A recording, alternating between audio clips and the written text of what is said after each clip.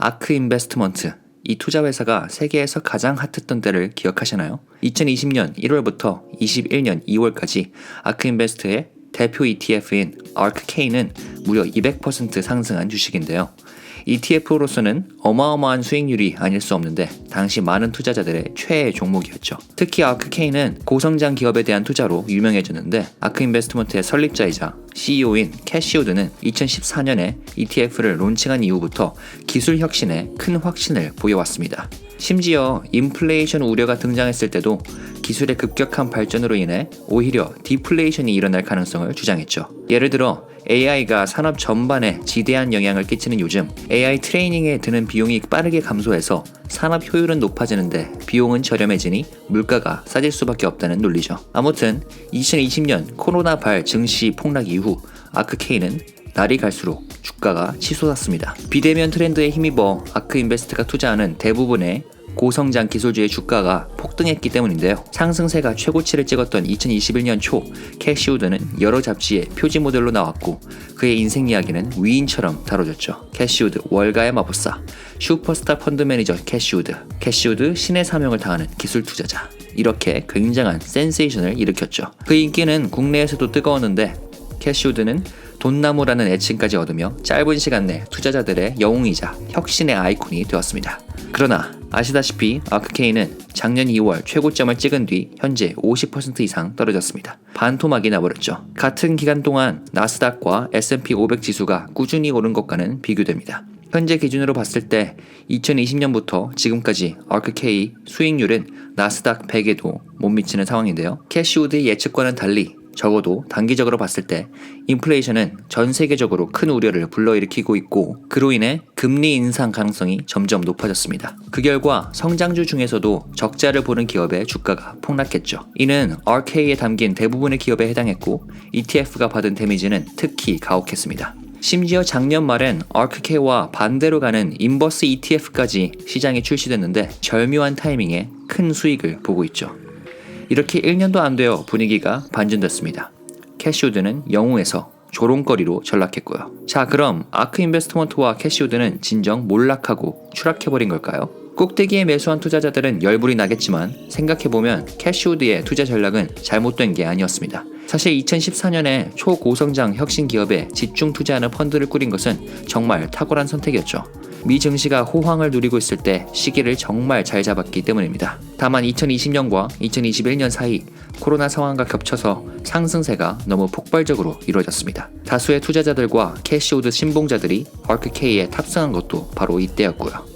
또 펀드 회사 특성상 투자금이 유입되면 그 돈으로 새 주식을 살 수밖에 없습니다. 아무리 밸류에이션이 높다 하더라도요. 단 캐시 우드가 잘못한 게 하나 있다면 인터뷰를 할 때마다 혁신론과 성장론을 무쇠처럼 밀어붙인 것에 있다고 봅니다. 아크가 투자하고 있는 주식 대부분이 매출 대비 주가가 20배 이상 높은 와중에도 그는 단 한 번도 자신의 스탠스를 굽힌 적이 없었죠. 이렇게 확신에 찬 말을 듣고 ARKK를 매수한 투자자들도 많았겠죠. 심지어 꼭대기 지점에서도 말입니다. 하지만 이건 특정 전략을 미는 전문 투자자들이 하나같이 겪는 문제라고 볼 수 있습니다. 성장주든 가치주든 금이든 말이죠. 본래 투자 전략이란 잘 먹힐수록 고점을 찍는다 싶을 때 다른 전략으로의 전환을 고려해야 하는데 세간에 잘 알려진 투자자들은 대외적으로 자신의 스탠스를 유지할 수밖에 없습니다. 성장주 투자의 대가로 알려진 사람이 죄송한데 이젠 성장주에 투자할 시기가 아닙니다. 너무 고평가됐어요. 그러니 우리 펀드에 투자하지 마세요. 이런 얘기 절대 안 하죠. 이건 가치 투자자도 마찬가지입니다. 가치주를 좋아하긴 하죠. 그런데 앞으로 한동안은 심각하게 고평가된 성장주들이 가치주를 앞지를 거니 주의하세요. 워렌 버핏이 이런 얘기를 한 적이 있었나요? 금에 투자해서 대박을 터뜨린 전문가들은 어떨까요? 네, 경제 위기 때는 우리 펀드가 금에 투자해서 짭짤한 성공을 거뒀는데 이제 경제가 회복되면 적어도 몇 년 동안은 금이 시장 평균 수익률에 못 미칠 겁니다. 이렇게 말하는 경우가 거의 없죠. 결국 캐시 우드가 성장주 투자로 알려졌기 때문에 역사적으로 밸류에이션이 가장 비쌌던 시기에서조차 성장주 투자를 역설할 수밖에 없었던 겁니다. 개인적으로 저는 ARKK에 담긴 기업들 중 다수를 긍정적으로 보고 있습니다. 다만 ARKK가 한창 유행했을 땐 투자를 꺼렸죠. 아무리 좋은 주식이라도 비싼 가격에 사면 형편없는 투자가 될 수 있으니까요. 물론 2021년 초 성장주 전반에 큰 조정이 일어났을 때 아크인베스트가 투자하는 종목 중 몇몇을 소량 매수하기도 했습니다. 로쿠나 줌 같은 주식이었죠. 문제는 타이밍이 너무 빨랐습니다. 조정이 일어난 뒤 크게 반등을 하긴 했지만 이후 바닥을 뚫고 지하실로 들어갔죠. 하지만 소량 매수 전략은 유효했습니다. 아무리 가격이 싸졌어도 밸류에이션이 여전히 높았다고 생각해 이뤄도 될 만큼만 투자를 했고, 그래서 이후 주가가 폭락했어도 손실이 무시해도 될 수준에 그쳤죠. 자, 이제 1년 뒤 현재로 돌아와 보겠습니다. 수많은 고성장주들의 주가가 반토막이 난 지금 RK와 해당 ETF에 담긴 고성장주가 다시 한번 꽤나 흥미로운 투자처가 될 수 있다고 보고 있는데요. 예를 들어 작년에 주의 깊게 봤던 로쿠 같은 경우 몇 개월 사이 밸류에이션이 훨씬 더 싸졌죠. 매출 대비 주가 비율 같은 경우 2019년 수준으로 리셋됐습니다. 그리고 얼마 전부터 반등이 시작되기도 했고요. 게다가 유니티 소프트웨어 같은 몇몇 성장주는 최근 실적 발표 후 무섭게 폭등한 바 있습니다. 유니티는 ARKK가 홀딩하고 있기도 하죠.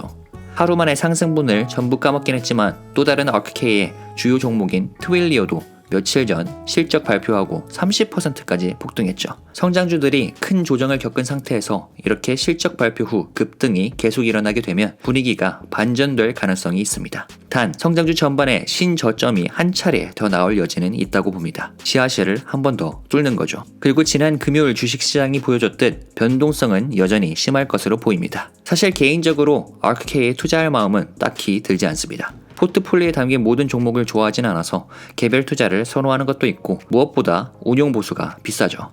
ARKK의 운용보수는 0.75%로서 QQQ보다 3배 이상 높습니다. 따라서 해당 ETF에 직접 투자할 생각은 없지만 주가와 함께 사람들의 관심과 확신이 바닥을 치고 있는 지금 매력도는 오히려 높아지고 있지 않나 생각이 듭니다. 한창 사람들이 캐시우드를 찬양하고 투자의 신으로 여겼을 땐 ARKK 주식을 피해야 할 시기였던 반면, 캐시우드가 조롱의 대상이 되고 인기가 한없이 떨어진 요즘엔 충분히 재평가해 볼 만하다는 거죠. 사실 아크 인베스트먼트가 매력적인 이유는 무엇보다 투자 관련 리서치인데요. 아크 인베스트의 홈페이지에 들어가 보면 기사, 보고서, 웹이나 백서 등 흥미로운 자료가 많이 있습니다. 그리고 다른 투자 회사들과는 달리 각 분석 자료가 섹터별로 분류되어 있고 매우 투명하게 공개되어 있죠. 누구든지 자료를 읽어본 다음 아크 인베스트의 투자 전략에 동의하거나 반대할 수 있는 거죠. 캐시우드의 생각에 모두 동의하진 않지만 급변하는 기술 트렌드를 파악하고 분석하는 부분은 참고할 게 많다고 봅니다. 여전히 자신의 투자 전략을 확신하는 캐시우드의 무쇠 같은 자신감은 아마 이런 리서치에 기반한 것일 텐데요. 비록 1년 사이 명성은 많이 떨어졌지만 캐시우드와 아크인베스트의 고성장주 장기 투자 전략이 5년 뒤 큰 결실을 맺을 수 있을지 앞으로도 관심 있게 지켜보겠습니다. 참고로 이미지가 중요한 펀드 매니저와는 달리 개인 투자자는 특정 투자 전략에 고착화될 이유가 전혀 없습니다. 중요한 건 여러 관점을 객관적으로 고려하면서 때에 맞고 균형 있는 선택을 하는 거죠. 분위기에 휩쓸리지 않고요. 뜨거운 열정으로 행동하되 차가운 이성을 갖고 여러분의 투자 인생을 즐기시길 바랍니다. 지금까지 지식소매상이었습니다.